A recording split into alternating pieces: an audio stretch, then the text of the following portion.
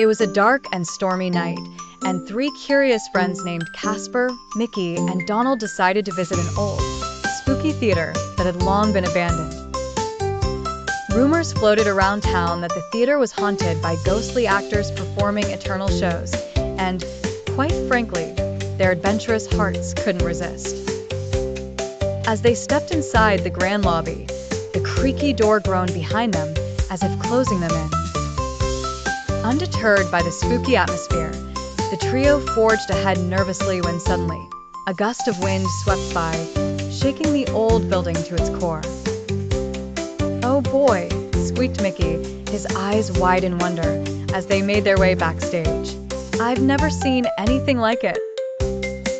The backstage was a world of its own. Costumes floated gently through the air, shimmering with a ghostly glow.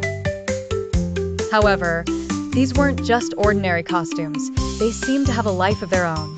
Each danced through the air as if worn by invisible performers. Casper, the friendliest ghost of the group, floated cheerfully beside his living pals. "Don't worry, guys. They're harmless and just want to have fun," he said reassuringly. Donald, however, was less convinced.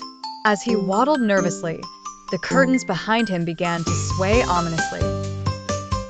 One of the lifeless velvet drapes wrapped itself around him, making him squawk, "Ack, I'm tangled."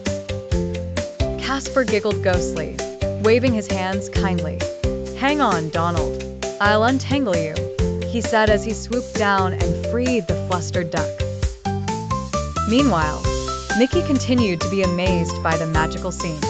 As he watched, spectral actors appeared, dancing gracefully amidst the floating gowns.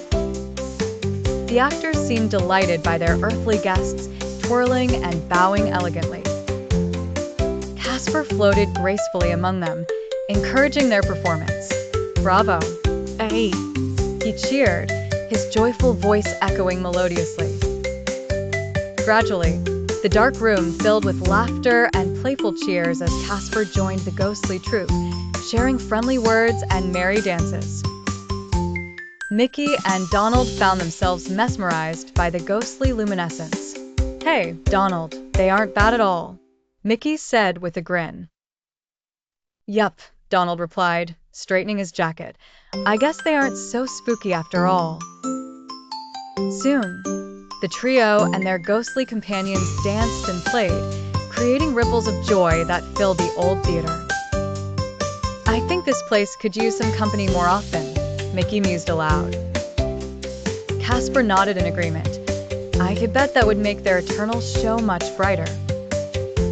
And so, hand in hand, the three friends danced through the night with their spectral companions under the pale moonlight, making the spooky old theater feel a little less haunted and a lot more magical than they had ever imagined.